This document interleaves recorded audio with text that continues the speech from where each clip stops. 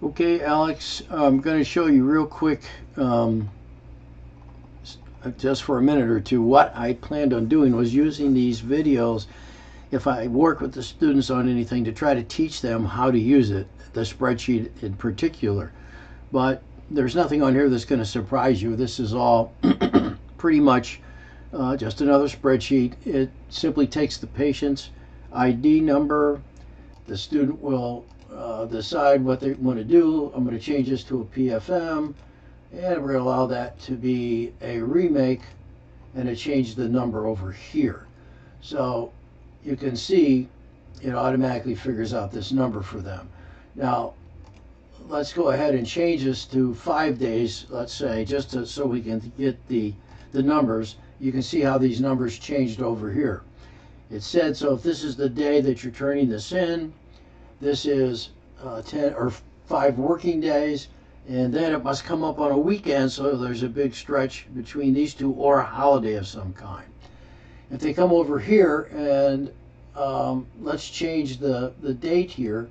Let's change this to, let's say, let's make that, let's go make this 4/6.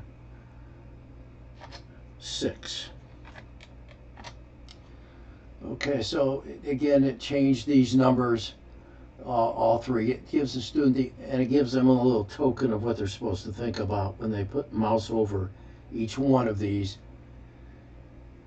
And the reason I'm kind of going through this quickly is this isn't any big thing for the students. The ones that I talked to were like, yeah, it's just another thing for us to do. The way I understand our feeling is going to be to get them focused on how to keep the numbers in their practice and how to use those numbers to manage their practice and to know what's going on in their practice, both in the school situation and when they get out of practice too. When they get here and they have to put a date for when they picked it up, I fixed it so they can only put in the day they're doing this or the day before. They can't put any other numbers in there because we want to know if they were doing this in a timely way.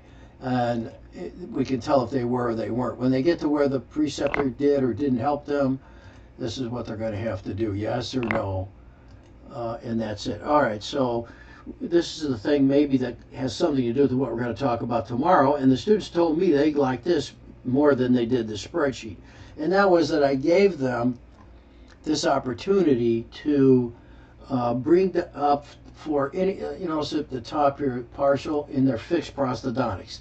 And it says here are all the forms that you will need to start and finish this procedure. Have the printer ready. And let's say that it's a remake, okay? They want to print it. They could say no and back out at that point too. It brings up the form, they can print it. They can actually type in it if they want to, but they can just go ahead and print it. Get out of it, the form is still there. This is a form that I made up that I want to use with them to kind of grade them afterwards, to go through this with them and see if they followed along the way when they did their preparations, etc. Okay, then back to the other forms that we have at this point decided we want them to use. It brings that up. They can go ahead and print that. So in terms of automating and efficiently printing and using paper in the printer, they only print the thing when they need it. They don't print 25 copies, put them on that preceptor's island out there for them to get lost or to become dated or whatever, because anytime they change, every student will go to the same place to look for the document, and so anytime they get updated, they're just changed in the software, and they bring up the new and updated document.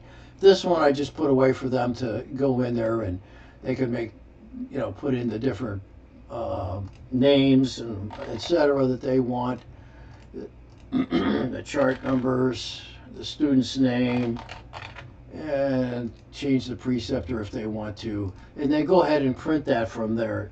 They don't have to do that, but they could do that. I just stuck that in there. I don't want to save it. And of course, once they get done with all of it, we're going to want them to go ahead and give the patient, we just looked at that one, and give the patient, I don't want that one, so back out of it. I want to look at the temporary so they can print the temporary. And there we go, we got that.